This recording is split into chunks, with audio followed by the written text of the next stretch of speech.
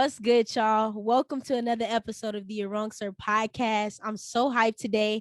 I have an extremely special guest. This is a person I've been following for a while, watching their journey, and we got acquainted with one another. And now is a chance to have him on a podcast. So, Ashton, I want to welcome you. Welcome everybody who's listening. Ashton Edmunds, a graduate of Clark Atlanta University, incoming grad student at Northwestern's journalism school, a brother of Alpha Phi Alpha Fraternity Incorporated, and then most importantly, what we're going to talk about is being a sports journalist. So thank you, Ashton, for hopping on.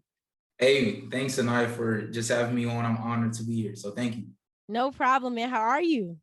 I'm good. I'm blessed, man. My summer's been smooth. You know what I'm saying?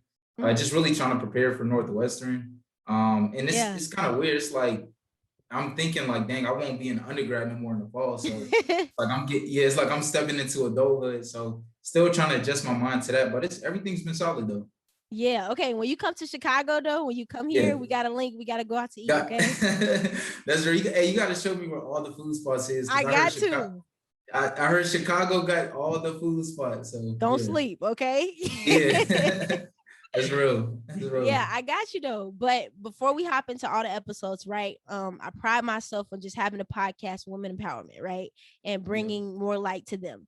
And so we're going to have a highlight today. And usually I do individual, but I wanted to switch it up today. So I'm going to highlight the WNBA team, the Phoenix Mercury, with Skylar Diggins and Brittany Griner. So recently, they were the team that just solidified the biggest deal in history, in women's sports history. So they signed basically a $66 million deal over 15 years with Bally's Corp, which is like their official betting and gaming partner. So really just shout out to them. I mean, because before then, I think Glossier was the only beauty partnership they've ever had before. And it's crazy. Like they've been here for 25 years and ain't did that. That's real. So I'm just happy to see the progress, and most importantly, the moral of the story is invest in women. Okay, support them. Whoever is listening, go watch you a WNBA game. Okay, because they be lit. Most def. Shout out to the W. I actually just ordered me the orange WNBA. The orange one. I need to get one ASAP. Last week, like literally last week, it just arrived.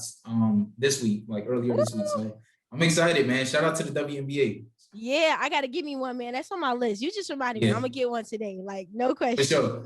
Yeah, you gotta get one. It's essential. Got to. But I mean, enough about everybody else. You to start hour right now. So we gotta talk about you.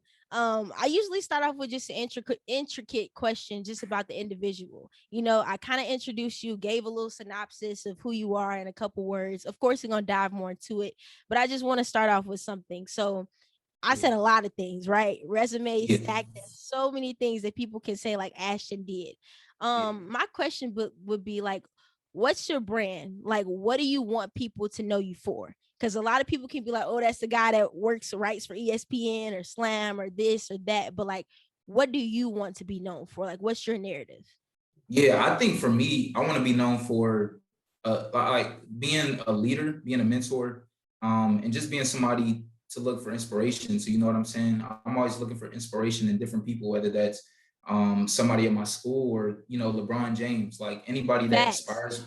You feel what I'm saying? Like anybody that inspires me, I'm all in and I want to connect with them because I think everybody has a story to tell. So I think for me, I want people to know me as like a leader and a mentor and just somebody that's, you know, starting from the ground up and grinding their way. You know what I'm saying? Like, it's all about the process. It's all about going through everything to get to the top. And, you know, success doesn't happen overnight. It's like a daily process. So I think just knowing me as a leader and a mentor and somebody that, you know, I can connect with is I want people to know me as.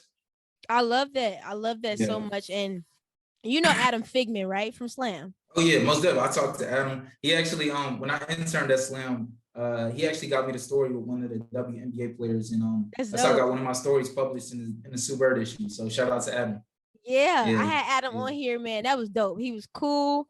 It was Adam such a great episode. I was like, he cool. Adam is dope. Really, everybody at Slam is dope too. It's like a nice, chill environment. You know what I'm saying? It's like a family. So But Adam, yeah, he's the GOAT for sure. He probably done interviewed everybody that we could think of. So Yeah. yeah, shout out to Adam. That's dope. I was just thinking about that because I'm always just saying like just getting 1% better every day, right? And Yeah, I asked that question too because one of the questions I asked him during the podcast, if you go to Adam's Instagram, it's all slam. yeah, And I'm like, if people associate you with slam, like who are your brand outside of that? Or how do you begin to separate yourself from you personally and then the yeah, work that you do with a company? And kind of what he said was when people come to his Instagram, it's really not his responsibility to allow people to box him into that, right? Because he wants to right, show what he wants. So I just think that answer is just really good in terms of just a lot of people can say slam or ESPN, but you didn't mention any of those things, right? It was about right, being a leader. It was about yeah, inspiration. So I think that's yeah. real dope. And that's the key of everything, honestly, in my opinion. Yeah, most definitely. And just showing people like, you can make it like from anywhere. You can Mm-hmm. start at your school's newspaper and make it to ESPN in like a couple Yeah. years. You know what I'm saying? So just showing people that you can make it, and like if you just truly put your mind to it, anything is Mm-hmm. possible. So Facts. I yeah, totally agree. And yeah, let's hop into your journey, right? So you yeah, talked about being at CAU and starting at the newspaper and then moving on to ESPN or Slam. right. So let's track back. Let's get before we even got there. So Yeah. you're from Florida, Florida native, right? Yep, yep, Okay. yep. And then you decided to go to Atlanta, right? You went to the heart of just the Black Had to, culture. yeah. Had to. Had to. Atlanta's like the media hub, you know what I'm saying? So I had Yeah. to come here, you know what I'm saying? Okay, so that's why. So for me, like there could have been other schools you went to too. Yeah. So why an HBCU? I think for me personally, and a lot of African American people, we're starting to get out of the vibe of like go to a PWI because that's gonna help you make it, and really allowing to be in counterparts with our Black community. But at the time, I mean, you're older than me, so at that time, being at a HBCU is not always the most popular thing. So Yeah. I just curious, like, why an HBCU, and what would be your encouragement for those who may look down on it or feel like they won't get to an ESPN or Slam because they think that an HBCU doesn't have the connections to those places?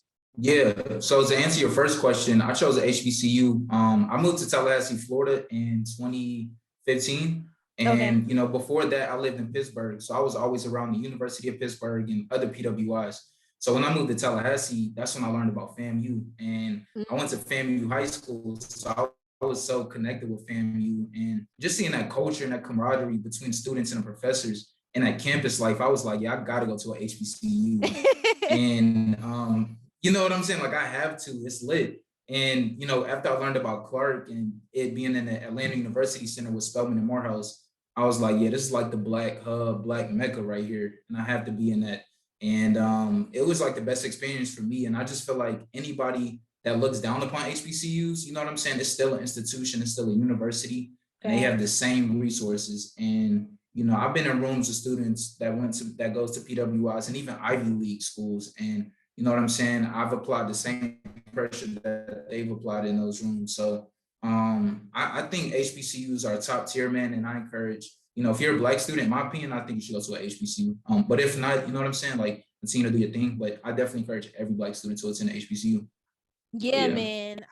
I agree with you because I think that's just really key for me, right? Because coming Yeah. out of high school, just I don't know about you, but like in a Black community, it's always going to school is kind of like your way out, right? Like go to Right. school so you can get out. And I remember when I was applying, I was like, I want to do business because I'm in a business school, and I was like, I'm gonna do business. So I want to apply to the top business schools. And the only HBCU I applied for was Howard. And I got in, but I was like, I got into Indiana, and I got into Yeah. UW, and I got into Right. U of I. So I was like, tunnel vision, like that's my focus. And I'm just really realizing the importance of it, right? And I think sometimes too, even when it comes to, I wrote them off initially because I was like, they're not going to have any financial aid for me. So why would I Yeah. waste my time? And Right. so I think definitely just becoming more educated to break that stigma too. And like a goal of mine, like I want to go to grad school now. And I told myself, I don't want to go to a PWI for grad school. Like I want to go to a HBCU because I've never been to Howard. I never felt that culture. Like, Yeah. yeah, I went to an Thanks. all Black high school, but like I'm trying to get lit at Clark with y'all. Like Yeah, most definitely. That's real. That's real. That's I'm like, real. And I gotta yeah, change my trajectory and just get just both of those cultures and like both of those feelings. yeah.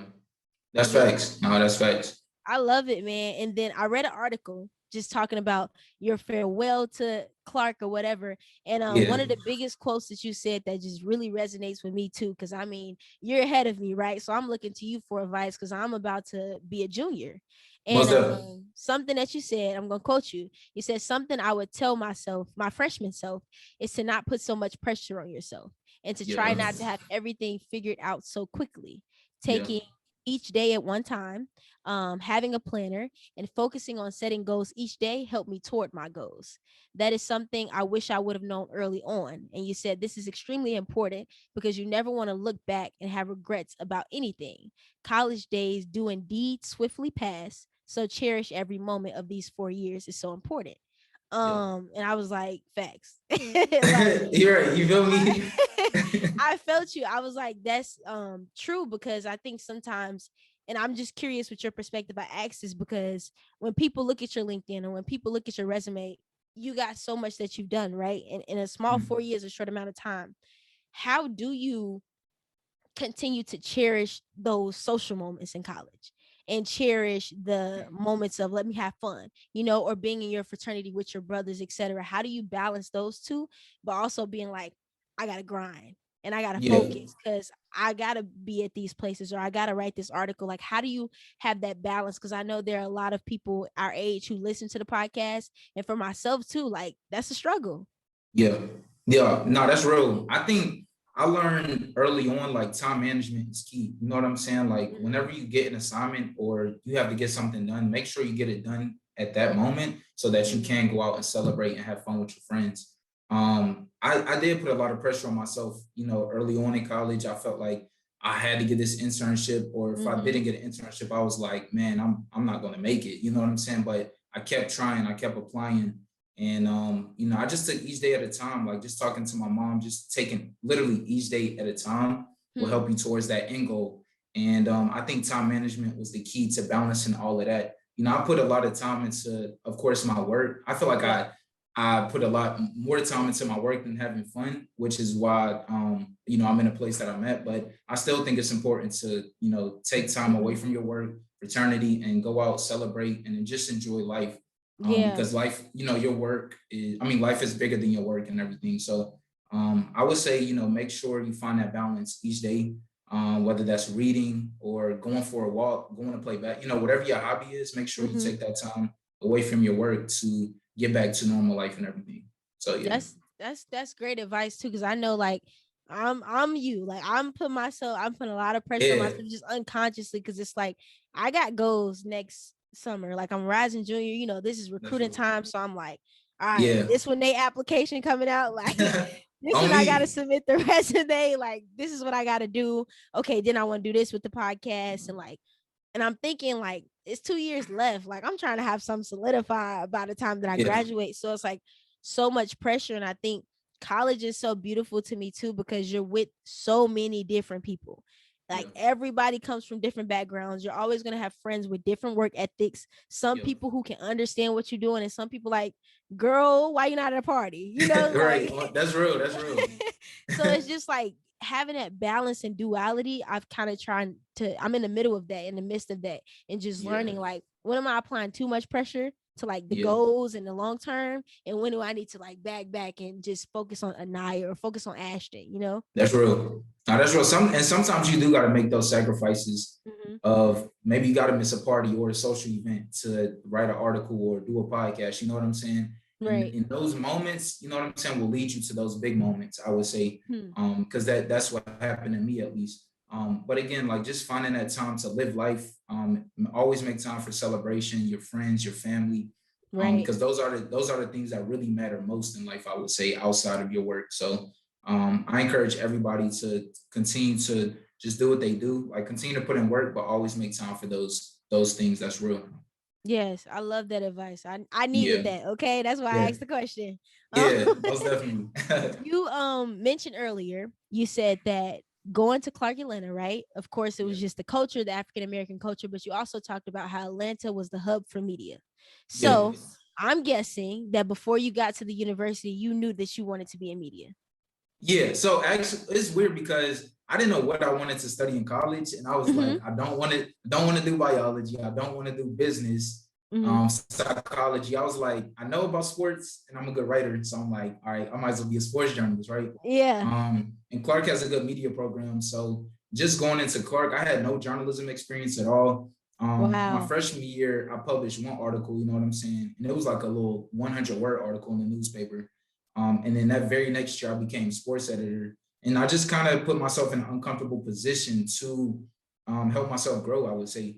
And, you know, just mentoring people, like students that were seniors, and I was a sophomore. I'm like, you know, I'm the sports editor of the school's newspaper, so I had to do that. But I think just putting myself in those uncomfortable positions has helped me grow in tremendous amount of ways.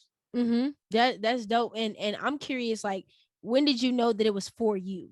Like, of course you wrote the 100-word paper, and of course that was your, time where you were getting your feet wet. But when did you know, like journalism, like sports journalism, this is for me, this is what I want to do? And then Yeah. what would be your encouragement to people who want to go that route? Like, how would they know, hey, this is what you want to do? Like, this is your passion. No, facts. I think when I really figured out, I was like, yeah, I think I want to really go into sports journalism was when I landed my internship with Turner Sports right after my sophomore year. We had to do a final project on NBA Game Time. And, you know, whenever I posted it on Instagram and everything, everybody was going crazy. But I was like, you know, people really like love my work. And I'm like, you know what I'm saying? I kind of was downplaying it, like, this isn't that good. But people's like, yo, you're doing really good. Keep it going. And even my articles that I was writing, my professor's like, yo, you're a really good writer. So I think just those moments of clarification just helped me realize, like, yeah, I'm gonna go full throttle. I'm gonna give it 100%. And for anybody that's trying to go into sports journalism, it's a grind. You know what I'm saying? Like, everybody wants to be, you know, the Stephen A's, the Stuart Scotts, Maria Taylors, Malika Andrews, but you got to start from the ground and just continue to move your way forward. You know what I'm saying? Like, even somebody like Monica McNutt, she had a long journey, but we see her on TV now and she's doing her thing. But she didn't just, you know, graduate from college and land at ESPN the next day. She had to grind. And I would just say continue to take every opportunity, continue to write, you know, just learn as much as you can too. And I think that's the biggest thing for anybody that wants to be a sports journalist. That's really good. I love that. And just for me too, like, I would say, even to add upon that, like, along the journey, you're gonna realize that you're good at certain things you didn't know you were good at. Yeah, that's real. That's real talk. I'm a marketing major. I came in like you. I was like, I want to do business, but I don't want to be an accountant. I don't want to do finance. So I'm like, I gotta figure out what am I gonna do. And then it was like marketing. Like, I love this. Like, I'm doing it out of nowhere. Quarantine, my little quarantine baby. We on it right now. Me, and I'm like, I'm gonna start the podcast because I feel like I can talk about sports and I love sports. And now it's like people hitting you up like, you actually you want to do sports broadcast? I'm like, it wasn't even my intention, but right now I'm sitting right here interviewing people all the time. So just, I will say, like, that encouragement from other people who give you that validation outside, they really do help. Because sometimes we can just be so hard on ourselves, like, man, I don't know if that was good enough, or man, I'm not applying enough pressure. And it's people looking at you like, girl, I'm trying to get to your level. Like, what you me? doing? No, for real. I mean, like, I'm not really doing a lot, for real. What y'all talking about? Like, but no, that's real. I relate to that in many ways, for sure. So, like, it's crazy. And let's talk about the resume. You talked about Turner Sports, right? You landed that. Just to say a few. Okay, we got sports production intern for Turner Sports, first thing, right? Turner Diversity Fellow, Warner Media. Okay. 3, we got marketing intern, Slam Magazine. 4, we got Roden Fellow at the Undefeated. And we still got an editorial intern at ESPN. So, resume stacked, okay? And not even touching grad school yet. Like, go. Period. Period. And so I'm just curious. Let's start from the start, okay? Let's start Turner Sports. When people pursue these positions, right? And just to even do a backstory, I will say, like, how I first figured out about you, just for those listening, right? I was looking at Slam, and I think I was late for, like, I'm a freshman, so I'm just looking at internships, and Slam posted it, whatever. And I was like, cool, this, that. And I remember you had posted on LinkedIn that you got it. And some advice that I got from some people was like, reach out to people who got the internship. Like, what did they have on their resume? Because when you want to be in that position next, maybe they can help you figure out the process. So I reached out. I'm like, hey, Ashton, getting some advice, and looking at you and looking at your resume. I'm like, dude's really killing it. And Yeah. so we've just, been connecting ever since then. But the first thing I saw was Slam, but that was way down the road. And Yeah. so starting at the beginning, we're at Turner Sports. I'm curious. The first question I will start with is for those who are pursuing internships at big companies like this, like what should be the key? How should they go into it, or what do you feel like the keys are to differentiate yourself from thousands of other people who want to be with ESPN, Slam, Yeah. Warner Media, all of those companies? No, facts. For at least, from the employers that I work for, the key thing that they want to see is what have you done on campus? You know what I'm saying? Like, what Mm, have you done outside of this internship? Because a lot of students want these big internships, but don't do nothing on campus. So I encourage students to join their school's newspaper, their school's mm-hmm. TV station, radio station, and get as many clips as you can to show these employers like that you can actually do this work. Because Facts. if they can't see that you can do this work, it's like, why would I hire you over somebody else? So I would say, get as many articles as you can, get as many TV clips as you can at your school. Even if you do a podcast at your school and a radio station, like get those clips and put it all together in a portfolio and send it Mm, out. And I'm pretty sure you're gonna get picked up by, if not one person, at least three people. You know what I'm saying? mm-hmm. Because these employers are always looking for somebody new. And just showing them that you can do this work is very key. So staying consistent and making sure that you're doing the work on your campus before you apply is very key, I would say. That's good. That's really good because Yeah. something that I learned too. Um, we had an event with Taylor Rooks at my org, the sports business org on campus, and we were all just so hyped. And I think one of the questions that somebody asked was something just about what would your advice be, and she was talking about, they were like, how did you land Bleacher Report, right? And everybody's always curious about that. And she, something that's forever stuck with me was, she was like, always have your own material, because when you apply to these places, like, you don't want to tell people, you don't want people to tell you, well, we haven't seen you do, like, come with them, like, you can't deny me, okay, like, this is what I've done, Yeah. these are clips, like any type of material. And for you, starting with the newspaper, for me, the podcast, for other people, Big Ten network at these Big Ten schools, or play by play, and all of those things. So just an encouragement for everybody listening: have your own material, be confident. It's okay to start from the bottom and just really just push forward. That's facts. That's a fact. That's a fact. And I know for me, even Clark's not a Big Ten. It's not even a D1 school. It's a D2 HBCU. So Right. they don't really get that much notoriety. But for me, just covering Clark was very humbling, because I'm like, I got to get these clips up. Like, if I want to land these internships at ESPN and Turner, I have to cover Clark first before I can even get there. So covering Clark, man, has taught me so much, and just learning about the players, the coaches, and just learning how to ask questions, or even knowing which question to ask was Hmm. something key that I had to learn. So yeah, man, just starting on your campus first will help you in the long run. Okay. Yes, Yeah. I would say use where you are at, use home, and then Yeah. branch out. Like, That's I would facts. definitely say it, because all of these colleges have amazing networks. It's just all Yeah. about tapping in. That's real. That's real. That's real. Yeah. So we got Turner Sports, right? And we Yeah. figuring out how do we interview, sending our material, being confident in ourselves. Now, my question would be two. So I have two. It's twofold.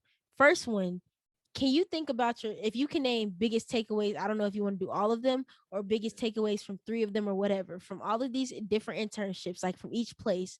How has it grown you differently? Because I'm sure they all have, and you've taken something away differently from each. So Right. let's go down the list. Let's figure out what you learned from each of those stops.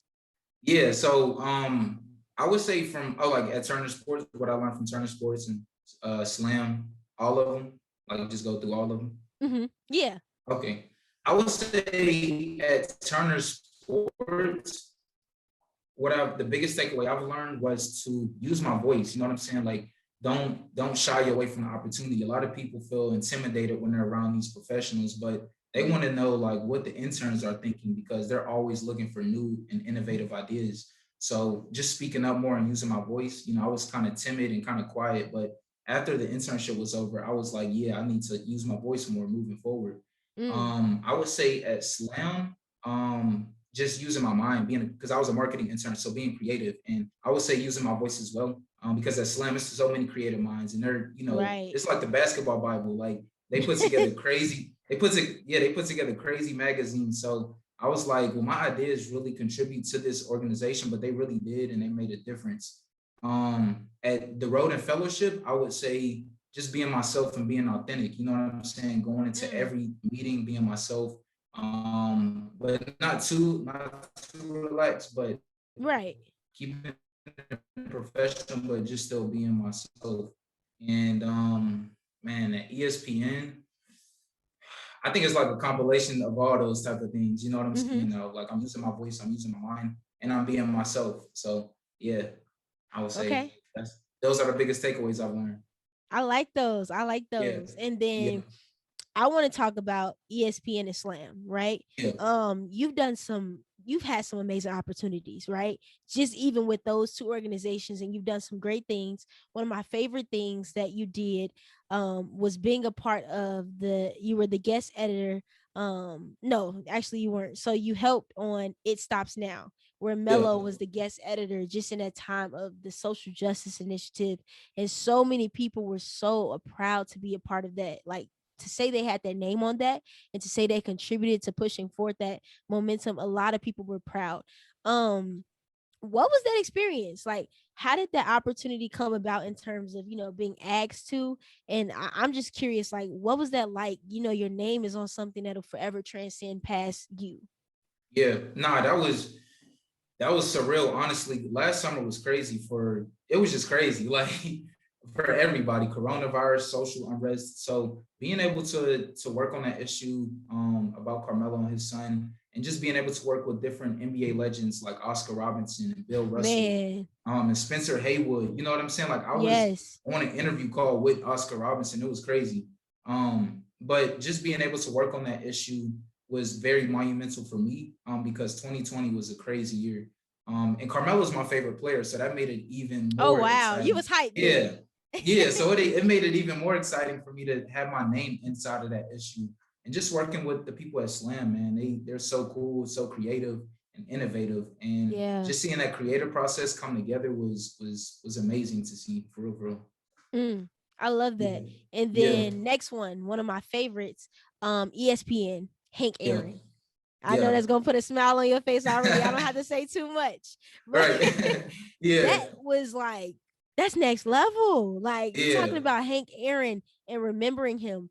Just go through that with me. Like, how is that being, the opportunity to do that too? And then what goes to your mind when it's time to publish things like this? Like, what's the mindset with breaking down? Okay, we're remembering him. What do I want to write about him? What do Facts. I want to highlight? From my perspective, what do I want to give people to know about this individual? So, how do you Yeah. decipher those things?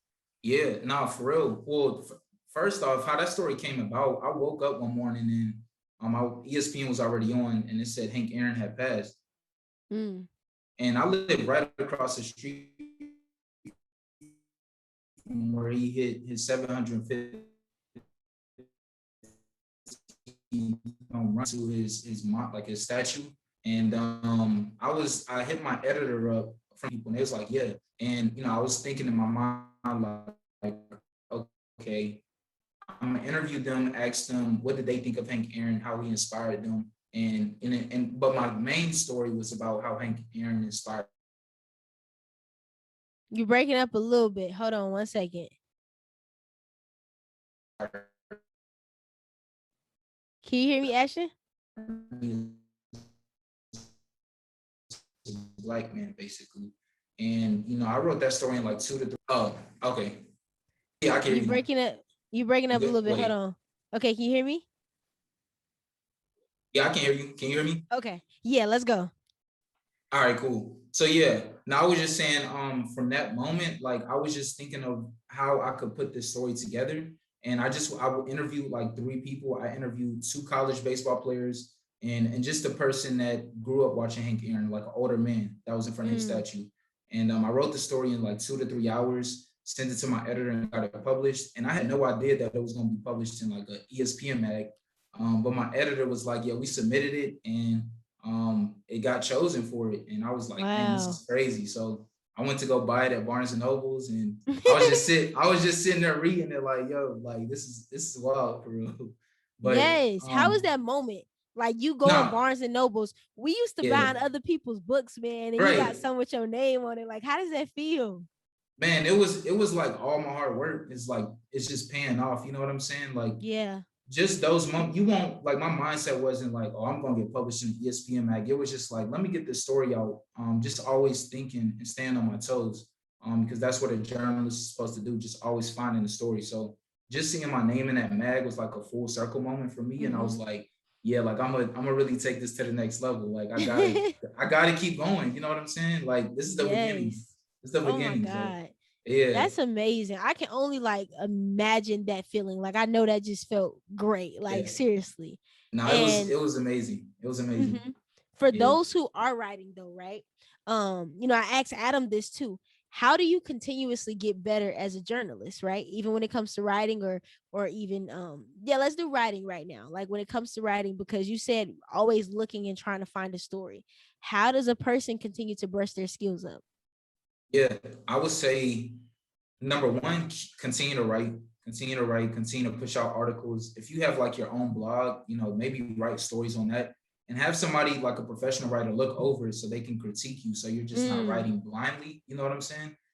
Because it's so many different things to journalism that you need to know. And I would say reading like a lot of articles, whether that's on CNN, on ESPN, on Slam, seeing how they write, seeing the grammatical, you know what I'm saying? All of that type of things will help you as a better writer. But just having more reps as a writer, whether that's on the newspaper, on your mm-hmm. own blog, I would say you have to continue to do that because that'll keep your mind fresh. And whenever you do get an article, you won't have writer's block for the most part. So I would say Okay. that's the key thing is to continue to write and continue to read. That's good. That's good, man. Yeah. So everybody who's listening who wants to Yeah. pursue journalism, some tips. Okay. We dropping free game on the Most podcast. definitely. Most definitely. So Most something I definitely. was doing, right? I was on campus and I'm always watching NBA games. Love the NBA, right? Love the NBA, love the WNBA. And this was particularly the All-Star game this year. Yeah. And I'm sitting in front of my screen and somebody just pops up with CP3 interviewing him. And I'm like, that's Ashton. Like, what? Yeah. So as soon as I saw that, I was waiting for you to post it. I'm like, congrats, bro. Like, that's huge. I'm like, I be connected with this man on LinkedIn and he just coming across my screen interviewing Chris Paul. Like, what? Yeah. So, oh my God, I'm just interested in that opportunity. Like, first Yeah. All-Star weekend on TV, interviewing Chris Paul. How did that come about? And how was that? Like, how did that make you feel? Yeah, so a week before the All-Star game, I got hit up on LinkedIn by a professional at Turner Sports. And he was like, you have time for a quick call, talked to him, chopped it up. And, he told me that I was going to be interviewing Chris Paul at the All-Star game. I'm like, yeah, I Wow. can't pass up this opportunity. You know what I'm saying? They was like, we needed an HBCU sports journalist that was in Atlanta.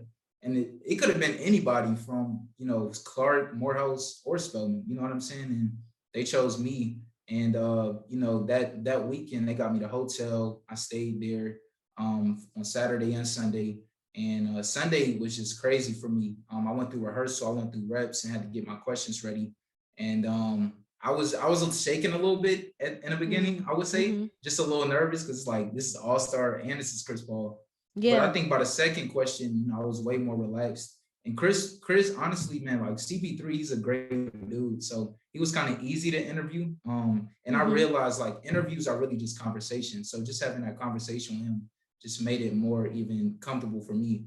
Mm. And then the rest of that day was just like I just felt like I was on cloud nine. I'm like, I'm at the All-Star game. I got it for free. You know what I'm saying? And this is during COVID, so everybody really couldn't get in. So I'm like, this is dope. And yeah, after it was on TV, my phone was just blowing up. I People bet. were just yeah. Now I had to turn it on Do Not Disturb for a quick second. Like it was going crazy. But that moment was like another full circle moment for me, and it just validated like yeah, I can make it in this industry. So Yeah, it was great. man. You Yeah, onto it. You killed it, first of all. Let me say that. You thank killed it. you. I was just so proud of you. I'm like, yes, like this man Yeah, is interviewing Chris Paul. And I think there most are a definitely. lot of components to it, right? And so first thing you talked about rehearsal, right? But before rehearsal, I'm sure you had to come with some questions that you wanted Yep, to probably ask him. most I'm definitely. curious, because I think we are. You can ask me this too. We can both relate in a way when it comes to developing questions for people and what type of Yeah, story we're getting. How do you figure out what are the best questions to ask? Because something that you asked him was, has he ever thought of being an HBCU coach? And he yeah. was like, Man, that's a good question. Yeah. I don't know about you, but when you ask a question and people like, that's a good question, you feel like you're on cloud nine. Facts. No, for real. That's real. That's facts. Where did that come from? Like, what made you ask him? Because I'm sure it had to be tailored to HBCUs because that's what it was all about. But what made you particularly ask that? And for those who are wondering, how do you develop these questions and how do you know that they are the right ones to ask this individual? Yeah. So what made me ask those specific questions were I saw Chris Paul, he's a big advocate for HBCUs. Mm-hmm. And in an NBA bubble, he had on everything I loved HBCUs it. It was from the Winston shoes. Salem. Yeah.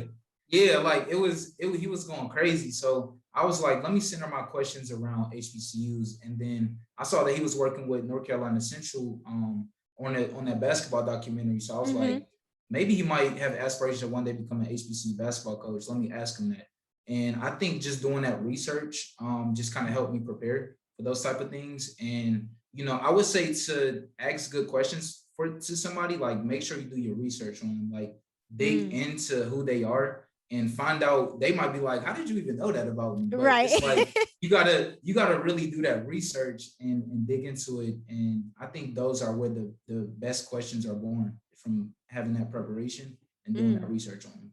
So Yes. I think yeah. that's key because I think Yeah. the more personal you can get, the more you can put a smile on somebody's face. The more they can be like, "Yeah, I want to talk about this because how did you know that I Right. like this?" How did you even know this about me? Like, Right, this is crazy.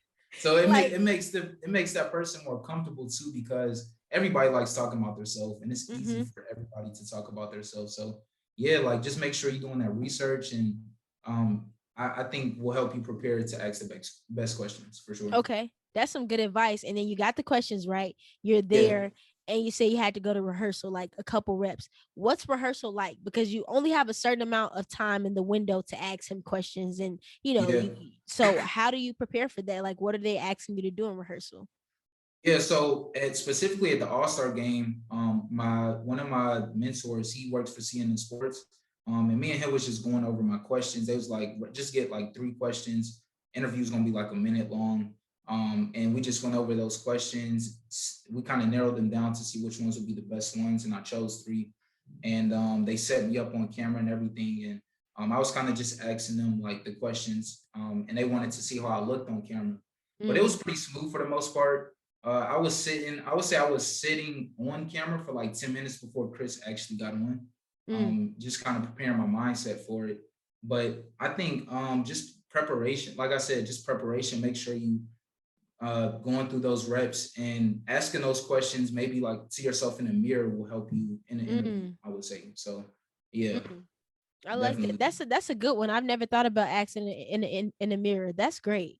Yeah, it's different. It's different. It's different. That was some advice that my mom gave me too. Like just talking to yourself in the mirror, like you're in an interview, will help you when you actually are in an interview. So Ooh, I yeah, that like helped. that. Yeah, it helped me. It definitely helped me. Okay. And then let's talk about just and well, no, I have a question too. After you have these moments, right? You on cloud nine. You talked about the phone is blowing up like crazy. Yeah, Tell me after, because I know for me sometimes, like when you have big moments, it's like surreal, like you feel good, but then it's like, okay, what's next? facts. How do you capitalize on these opportunities when given the time to be on TV? How do you move? Like, what's next for you? How do you build upon that? Yeah. So I think for me, in those big moments, I celebrate those big moments. I soak it in, but then I'm always like, I can't be complacent. Like Right. I gotta get on to the next play. You know what I'm saying? Because life is moving. You got to keep moving. So I think for me, just always like, okay, I did this, I accomplished this, but how can I go even higher? How can I get better from this moment on? Mm, And I think not dwelling on that big moment and sitting on it forever, but moving on to that next play, continuing to write, continuing to network and reach out to people, and just sending my clips to different people and professionals so that I can land more opportunities and continue to get better, I would say, as a young professional. So mm. I like yeah, that. That's some good advice. And now, we got next steps, right? Capitalizing on an amazing year. yeah. Graduated. Congratulations, Thank graduate on that. thank you so much. Yeah. No problem. And then we got next step, man. Like I mentioned earlier, we're at Northwestern. So grad school, a lot of people, one of my favorite things, like Phil Handy, Lakers coach, right? He usually talks about when he first meet with LeBron or when he first met with Kawhi, he goes up to them and asks them, hey, what do you want to work on? What do you want to improve on? Because I think as athletes, me being a previous one, we kind of all know what our weaknesses are deep down. Like, you know, if you can't go left, you need to go work on it. Yeah, that's real. And so you know what your weaknesses are. So it's just about getting to it. So he talks about how he always asks them, what do you want to work on? What do you think you should improve on? And I'm saying that just to follow into the question about grad school, right? Why, what are the improvements we should see in Ashton after he graduates from the graduate program? Like, what do you look to improve from this situation, and what do you look to gain? I would say my on-camera skills. Definitely my on-camera skills, but everything journalism, from my writing to my voice to editing, you know what I'm saying? But mainly my on-camera skills. I've done a lot of writing over my time in college and everything, but I feel like I haven't gotten that real on-camera experience. So making sure that I'm comfortable with a mic in my hand, make sure that I'm comfortable in front of the camera is something that I really want to pull away from Northwestern. And just learning from everybody at Northwestern. Like, it's the #1 journalism school in the country. So hey, tell them. Yeah, it's Northwestern is thorough, man. They got some heavy hitters within Northwestern. So learning from people like J.A. Donde and Michael Wilbon and those different professionals that made it.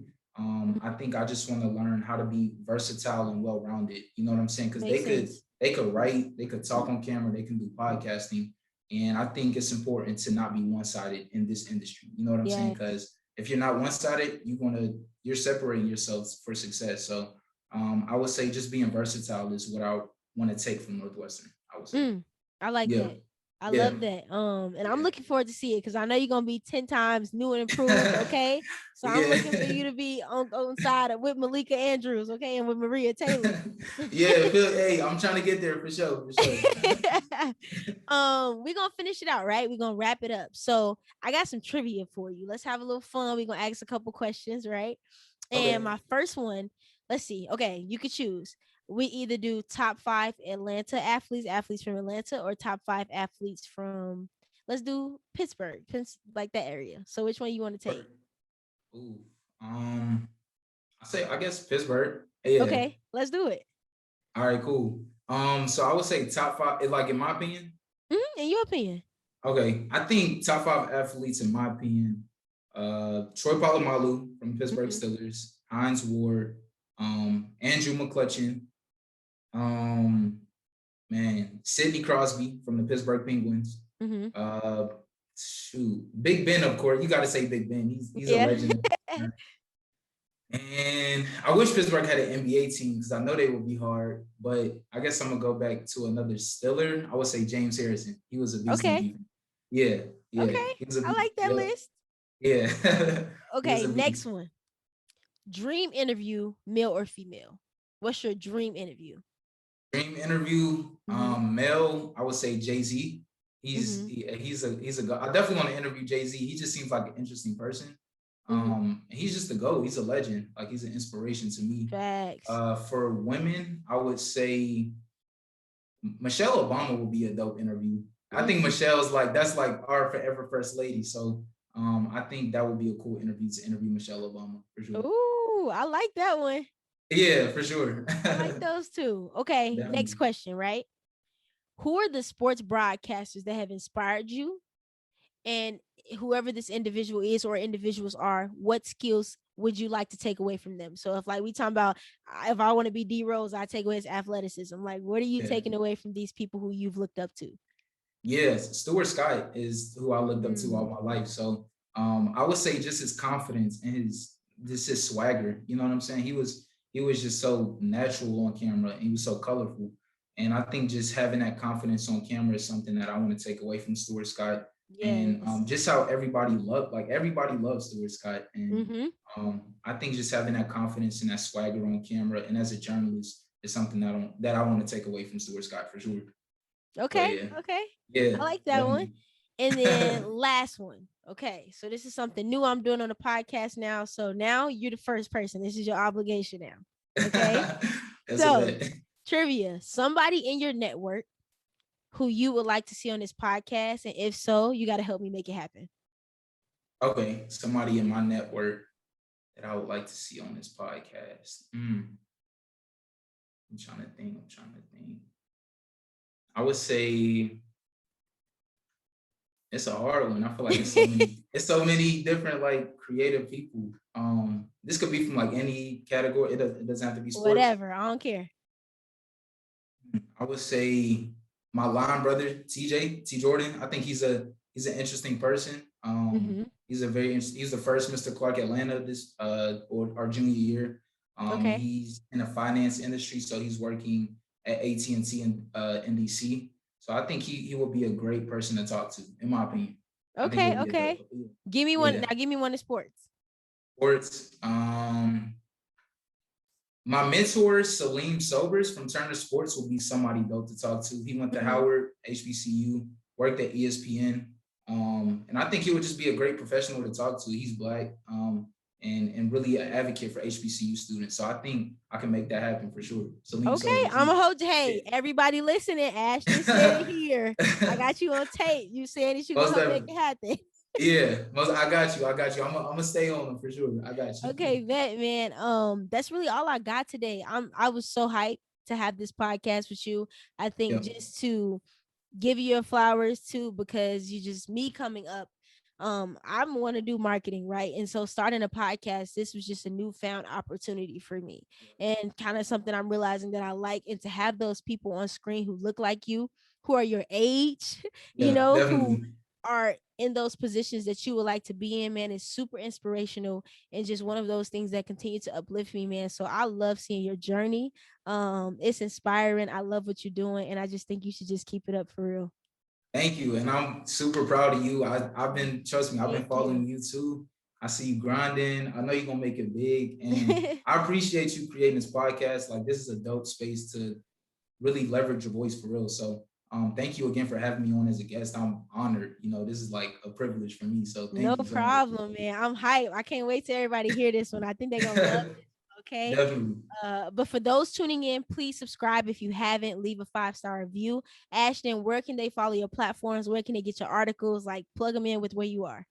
Yeah, so you can follow me on both Twitter and IG at AE11__. And I have a link tree with all of my articles, my podcasts, and different features in my bios on Twitter and Instagram. So, and also if you just Google Ashton Edmunds, like The Undefeated, you'll see some of my articles from there as well. So yeah, I look forward to following y'all and seeing y'all and connecting with y'all. So yeah. Yes, man. Okay.